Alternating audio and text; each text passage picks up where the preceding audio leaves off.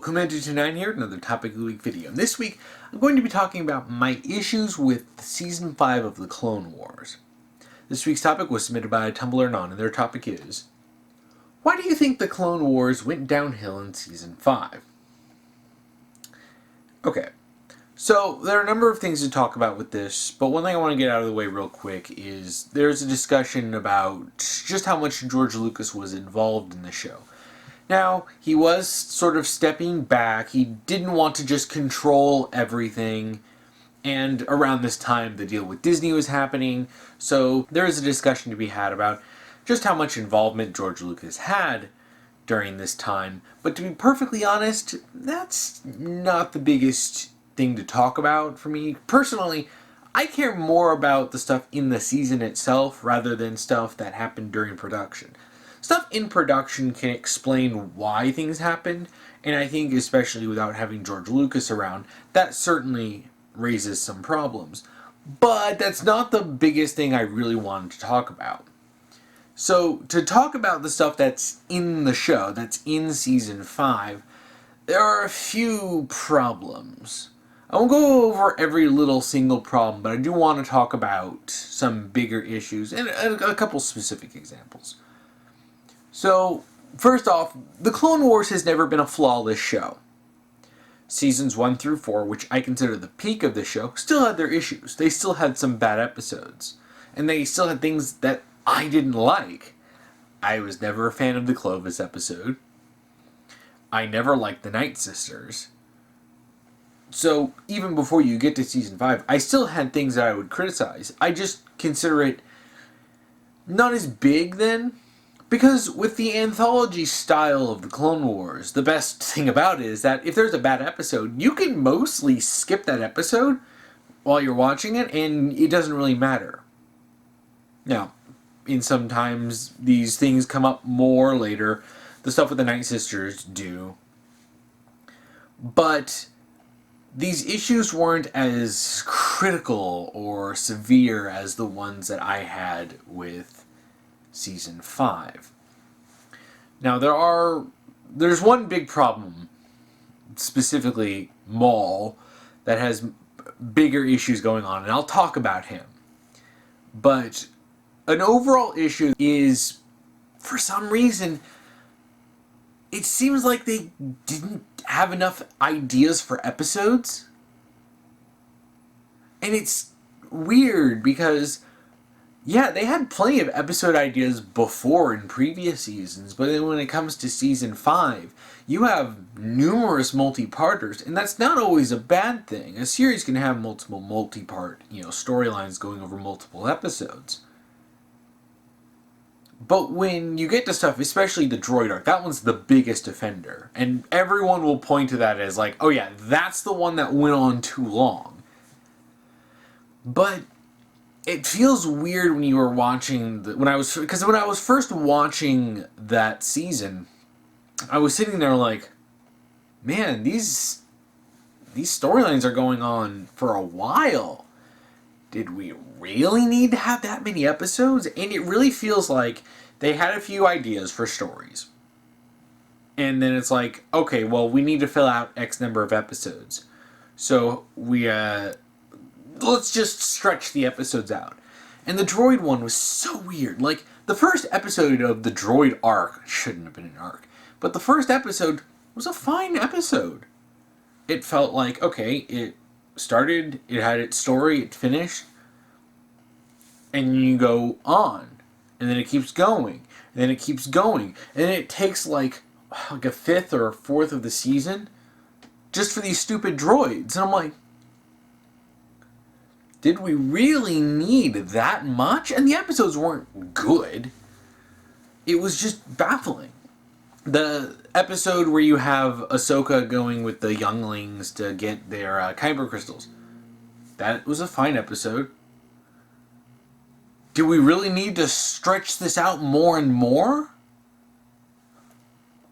It really feels like, well, we don't have enough story ideas, so let's just stretch out the ones that we do have instead of just making different stories, which, even if they weren't great ideas, you would think that you could come up with a few decent ideas even if they weren't amazing or ultra fleshed out. And they would take just as much work as it would to make one of these other episodes. It's really baffling because the previous seasons never felt like they had this problem. And when they had multiple parts, it felt like there was a reason to have those multiple episodes. But with season 5, it felt more like padding than anything. Another problem is it felt like Maul was just a massive tumor on the show. Like, yes, okay, technically he started to come in a little bit earlier, especially when they started talking about Maul and referencing him earlier in like season 3 and 4, and him coming back in, the end of season 4. But in season 5, that's where he becomes an absolute tumor. And it's super frustrating. Like, stupid stuff happened before. Like, for example, in that Rebel arc where you had Lux and Steela and Saw Gerrera, because this is what introduced Saw Gerrera. Save the dream! And, oh my gosh. That story seemed fine for the most part. And then it stretches out to the point where then Steela dies. And Steela was the one character in that little story arc that was introduced that I actually really liked. So that one character dying when Saw Gerrera lived, and I did not like Saw Gerrera. And then you had Lux, and goodness gracious, I didn't care for Lux at all, but his relationship with Steela was like, oh, this is the first time that I felt like he was tolerable, maybe even likable. And Ahsoka had this stupid crush on Lux for so long, and him being with someone else means that we can put that stupid crush to rest. And then they kill Steela off. It was really frustrating. And that's not even the worst problem with season 5. The Maul stuff is way worse than this. And the worst part about it is that he completely overtakes the Mandalorian arc that had been going on for multiple seasons. Like, I actually like a decent amount of the Mandalore arc in season 5. I like, Obi-Wan having to go there and rescue Satine. I liked Pre Vizsla and Death Watch actually starting a coup and taking over Mandalore. I like the revelation that Bo-Katan is Satine's sister, and she ends up changing her allegiances. I'm like, okay, this is all really interesting. The one major problem is frickin' Maul. And I know people will probably bring up, oh, well, he has this really cool moment, or this really cool line. Fortunately for you, history will not see it that way. I really don't care, because Maul coming back in the first place was absolutely idiotic. It was nothing but pure, unadulterated, cheap, pandering fan service. It didn't make sense. The show can't explain it. The show just shows up with, oh yeah, here's Maul on some planet attached to a robot body. Stop asking questions, just move on. It's frustrating because it makes no sense, and it's so obvious, hey, Darth Maul was really popular and there's a lot of people who felt like he shouldn't have died, so let's just bring him back. And what's so frustrating about this is that they didn't need to. And this goes into issues back in season 3 when they introduced Savage. Now, ignoring all the stupid crap with the Night Sisters and them being the Night Brothers, it's all stupid, but I liked Savage's character when he was introduced. Oh wow, this guy is Darth Maul's brother? Oh, and they're gonna train him to be a Sith, to replace Ventress? Okay. That's neat, I can get behind that. And then they turn him into the Incredible Hulk, and he just becomes basically a mindless brute. And then they introduce Maul afterwards, and he just sort of takes over. Why didn't they just take Savage and make him the new Maul? Sure, it would have been a little weird to say, hey, by the way, here's Maul's long-lost brother that you never heard about, and now we're going to train him to be a Sith. But it would have been a fine way to do that fan service without breaking continuity in half to bring Maul back. It was stupid. It was dumb.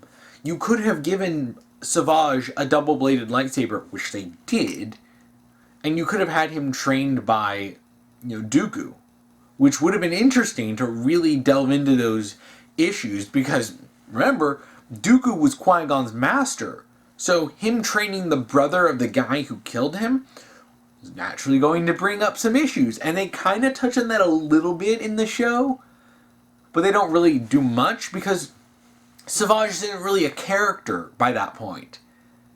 He's just a plot device to make stuff happen. And it honestly would have been interesting, because you could have had Palpatine go and grab Savage, because he knew about him from when he first recruited Maul, years and years earlier. And he picks him not just because he knows that he'll have the Force, but because he knows that this is going to be a really good way to stop Dooku from trying to possibly team up with a new apprentice to take him out. Because that was the reason why he had Dooku get rid of Ventress, which makes sense, and I'm totally down with that part of the episode, where they first introduced this, where he says, she's getting kind of strong, I hope you wouldn't be thinking of betraying me, you gotta prove your loyalty by killing her, and alright, that's cool, I can see Sidious doing that, and Dooku having issues, wait a minute, I don't want to, but I got to in order to ensure my loyalty. And they could have done a whole lot more with that, especially if he had interacted a lot more with Ventress after that and had actual meaningful conversations, but they didn't do that.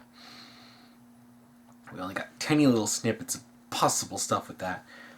But, having the guy who not only is Maul's brother, but looks a lot like him, would be a very good way to deter Dooku from wanting to work with him. There's things they could have done to create a Maul 2.0 without literally bringing Maul back and having to very uncomfortably skirt around the question of how the hell did he survive getting chopped in half and falling down a bottomless pit on Naboo. Because they don't have an answer for that. And if someone says, oh, well, you see, there's a comic that you can read. I don't care if that exists. It's not in the show. And that's pretty freaking important. Now, back to Season 5. And I know, there's a lot of issues and stuff. Like, all the major issues, really, are directly tied to Maul. Like, even the Night Sisters are very much connected to Maul. And all those issues, are connected to each other. But with Maul, the big problem I have with him is that he becomes a tumor, as I previously mentioned. And specifically in the Mandalore arc in Season 5, he completely derails everything, and everything becomes about him.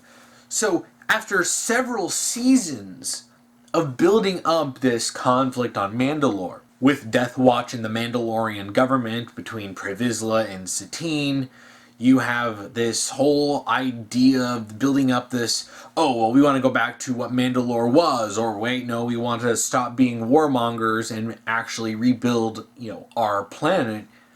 A lot of interesting stuff, and then they throw it all out the window for Maul, because Maul kills Pre Vizsla, and then Maul kills Satine, but it has nothing to do with the Mandalorian arc. So, two major faction leaders are killed by Maul, and it has nothing to do with the last several seasons of build-up. Satine's death is stupid, and I'll talk about that a little bit more. But Maul comes in and just hijacks everything. He takes over Death Watch, takes over Mandalore, and the reason he kills Satine is not because she's the political leader. He kills her to make Obi-Wan sad. I don't usually like using this term, but it literally is just killing her off for man pain. And due to the anthology nature of the series, it doesn't get brought up again until you get to Season 7, which was made years later, where they even mention it again. Like, if you took Maul out and Pre Vizsla killed Satine because he was taking over Mandalore, I wouldn't be thrilled, but it would make sense, right? Like, this makes sense that, oh, he's been wanting to do this stuff for a while, and we have several years worth of, in real time, but, several seasons worth of build-up, and him killing Satine would make sense for his character. But no, he doesn't do that. Maul does.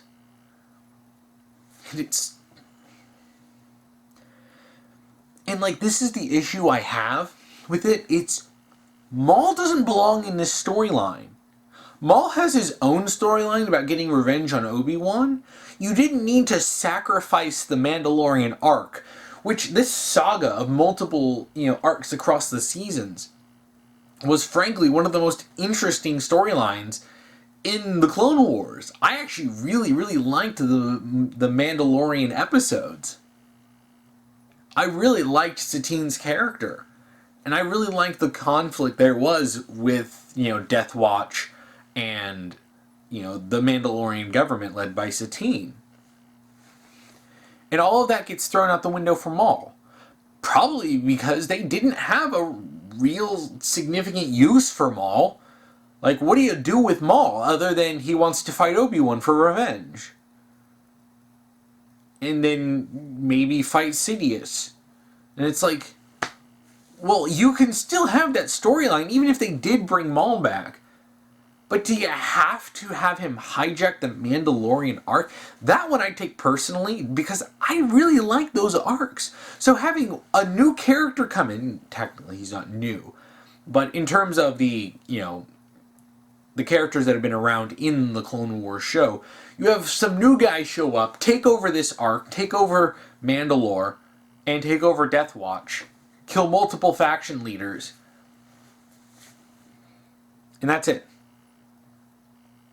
About the only thing that I can enjoy with that are the fights, and to be honest, at the end of this, seeing Sidious come in and body Maul and Savage was actually pretty cool.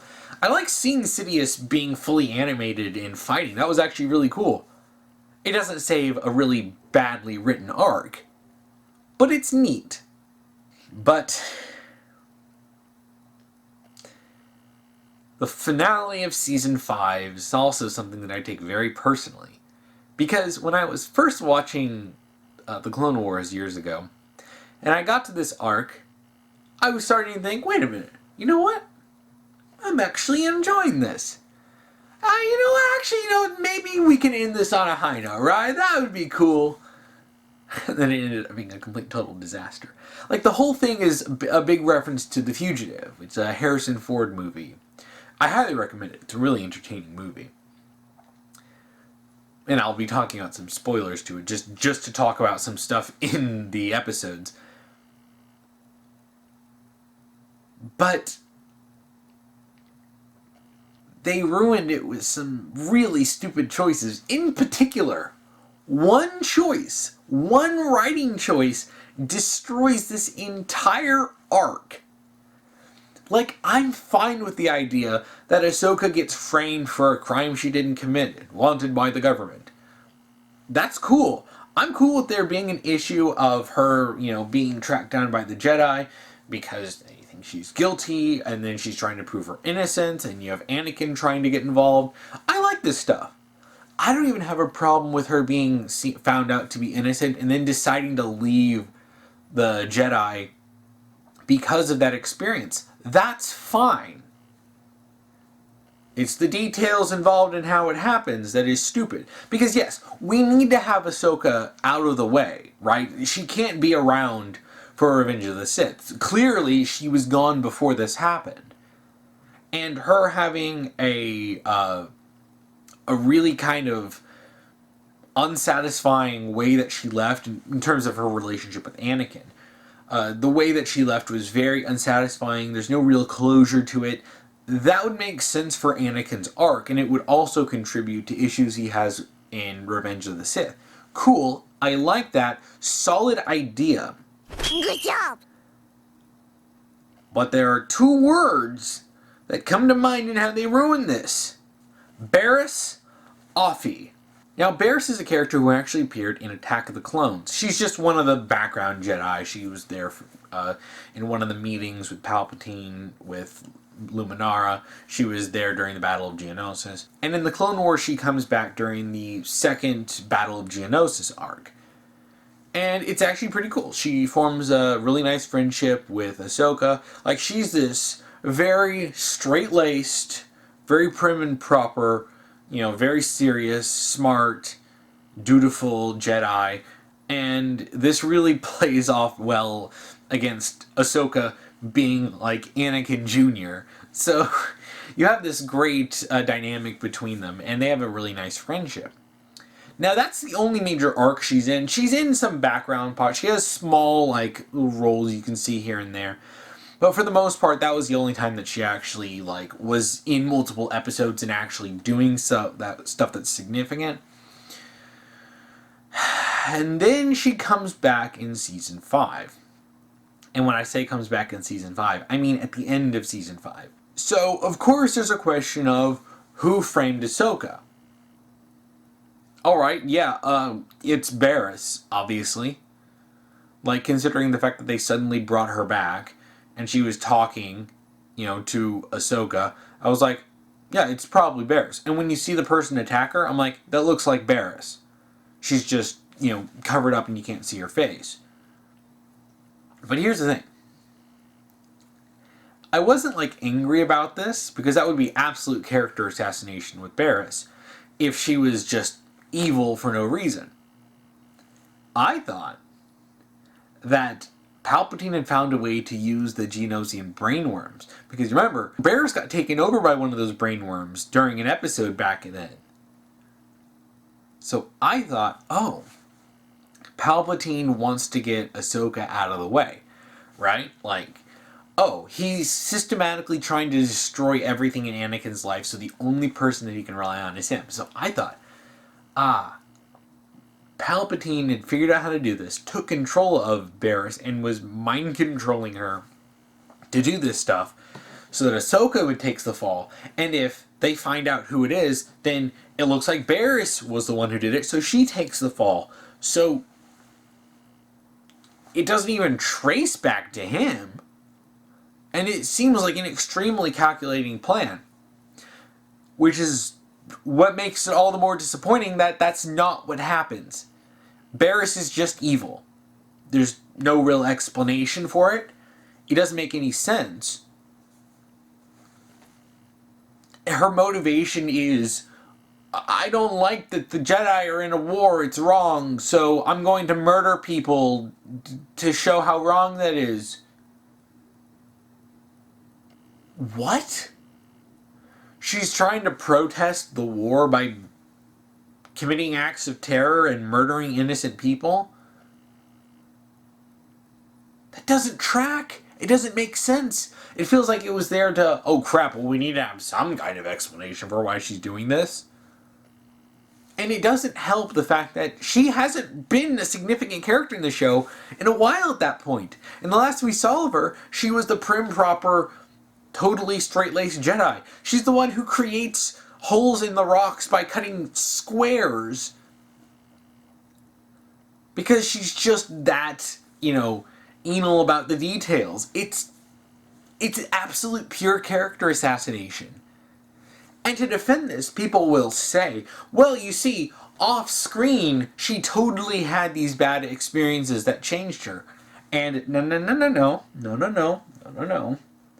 That's the same justification for why Luke acts the way he does in TLJ. To say, well, you see, off-screen he had all of these terrible experiences that totally turned him into the person you see here. When, no, you can't just have a character pop up and be completely different and be like, oh, well, they're just different because reasons. At least not if you expect us to take it seriously. It can work in some cases, like Dragon Ball is a good example, because when Chi-Chi shows up again after years of Goku not seeing her, and she goes from being a shy and, I'm a cute little girl, and then you see her as an adult, and she's like super intense and super angry and, super fighting. It's like, Yeah, she got changed because Toriyama didn't like her being all submissive and uh, demure. But it's like, yeah, but Dragon Ball also has a sense of humor about it. But with this, there's no humor, there's no silliness. This is 100% serious. They want us to take this seriously. And you expect us to just invent our own headcanons to why she had a complete 180 in her character? Like, if they had spent at least one season showing her become more and more disillusioned, you might have something, right? You may have a basis for this. But they didn't. And the reason why they chose her was because in The Fugitive, Harrison Ford's character Kimball gets portrayed by a close friend. So in order to complete these references, which they even almost shot for shot recreate the waterfall scene from the sewers where, you know, Kimball jumps off, they completely make an homage to that. So this isn't even a subtle, oh, well, you know, if you're looking carefully, you may see. No. It's clearly meant to be a big homage to The Fugitive. But in The Fugitive, one of the big plot points is the betrayal of a close friend. And who's the only character in the Jedi Order that's not Anakin and Obi-Wan that Ahsoka is friends with? It's Barriss.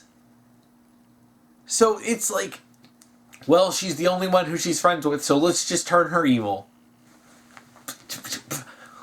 What? Like, goodness gracious. You should know that it's not going to work unless you spend time building this up. Or an even better idea, introduce a new character in Season 5. Have that character become friends with Ahsoka and then have them be the traitor. If that's just what you're going to do. Or if not, you could do it as is, but just change that one detail, that it was the brainworms controlled by Palpatine to make Barriss do what she was doing. And not just be like, yeah, she's just totally evil now. And so many people just buy it. And I'm like, no, it makes no sense. This is dumb.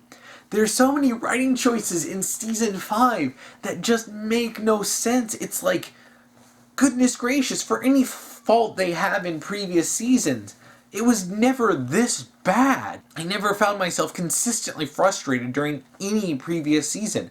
I found myself getting annoyed at some parts, but never angry and pissed off like I did during this season. And it's like, and it pisses me off because, like I said, some of these problems could be fixed and changed to be way better. And it's like they just didn't try. It almost felt like they were on a rush. They had to do it. They didn't know what to do. So they just kind of threw in anything that came to mind and then didn't think too deeply about it. Which, come on, guys. You're better than this. I know I'm better than this. Like, come on. I like a lot of the Clone Wars. And I've honestly had issues in the past because fans of the show, like super fans who love everything about the show, have hated me for years because, oh, well, yeah, you're just a hater by criticizing anything in the show. It annoys me. And you have the people who hate the Clone Wars. Usually they're 03 Clone War fanboys who just hate everything about 08 Clone Wars. And then think that if you like anything about it, then, you're just a stupid shill. I'm like, and it's like, goodness gracious, there's nuance to this. There's good parts and there's bad parts. And Season 5 is one big bad part with a few sprinklings of okay things here and there. But a lot of these problems come down to just being messed up by a few choices.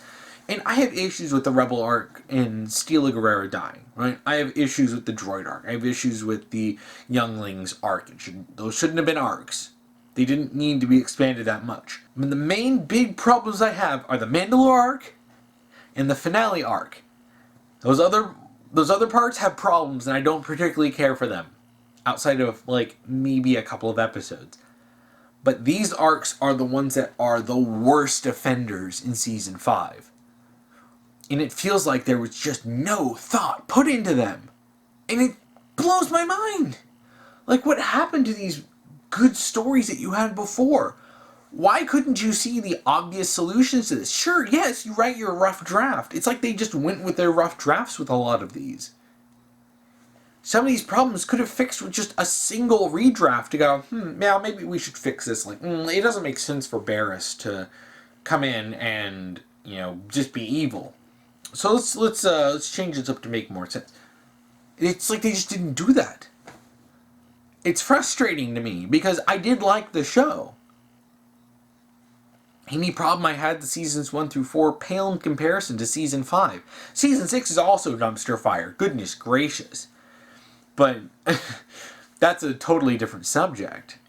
With season 5, it's just like, it felt like the writers were running around like chickens with their heads cut off. Like, it's like they hadn't been making this show pretty darn good for the last several seasons. And it's frustrating.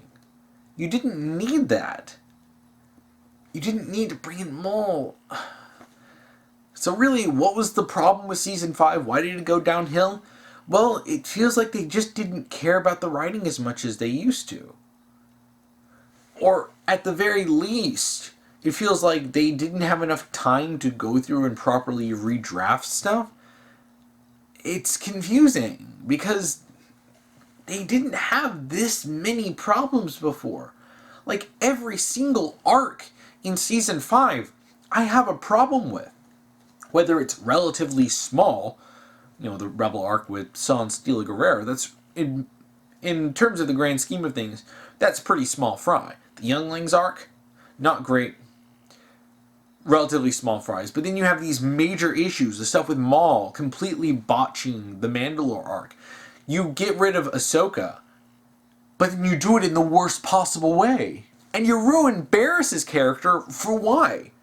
Because you wanted to make a reference to a movie, but you didn't know how to do it without assassinating a character, so instead of trying to come up with a reason for why this would happen that makes sense, they just throw in some, I don't know, Barriss became evil. It's lazy writing. And I don't accept that kind of lazy writing. So yeah. Season 5 ended up becoming a disaster, and it's unfortunate, because I really like the Clone Wars, but there's a reason why I have consistently maintained, ever since I first saw it, that Season 5 was a dumpster fire. So if you want to watch last week's topic video, you can check that out here. If you want to watch next week's topic video, you can check that out here when I get that done.